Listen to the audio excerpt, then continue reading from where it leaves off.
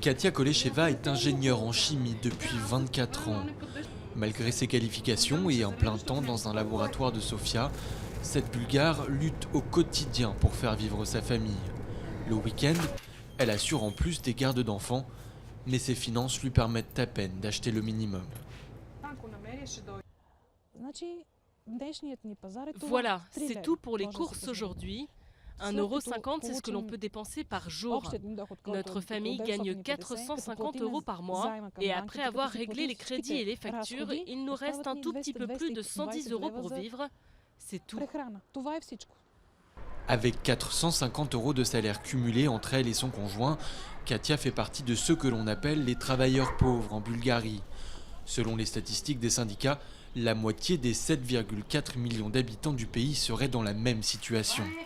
L'optimisme, qui avait gagné l'ex-république communiste au moment de son entrée dans l'UE, a aujourd'hui complètement disparu. Ce qui est encore pire que la privation, c'est l'absence totale d'espoir que la situation puisse changer. Mircho, le mari de Katia, est diplômé de l'Académie nationale d'art. Le peintre de 60 ans travaille comme gardien de nuit dans le centre communautaire du quartier. La couleur que l'on retrouve dans ses toiles tranche avec son expression résignée. Nous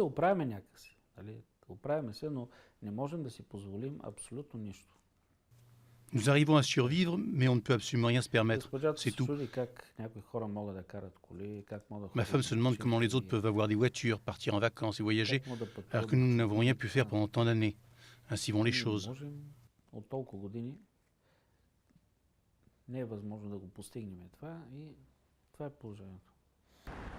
La Bulgarie est le pays le plus pauvre de l'Union européenne. Dans les années 90, le Fonds monétaire a imposé à l'État une décennie de mesures d'austérité, alors que le pays connaissait sa pire crise bancaire et financière. Aujourd'hui, la Bulgarie a l'une des dettes les plus faibles de l'UE, mais la croissance est au point mort, faute d'investissement dans l'emploi, la sécurité sociale ou l'éducation. Beaucoup de pays de l'Est qui étaient à la traîne dans l'UE ont réussi à rattraper leur retard petit à petit, mais ils avaient lancé leurs réformes plus tôt. Nous avons perdu les 7 premières années avec une hyperinflation et la chute des banques qui ont supprimé les économies de la population.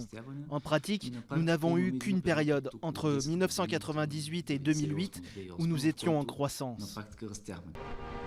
Depuis la crise économique de 2009, la Bulgarie a perdu 500 000 emplois. Un demi-million de postes que le pays n'arrive pas à recréer. Faute de travail, le fils de Katia et de Mircho, étudiant en musique, fait aussi de son mieux pour aider ses parents. C'est avec son violon qu'il joue dans les rues de Sofia pour gagner quelques levas.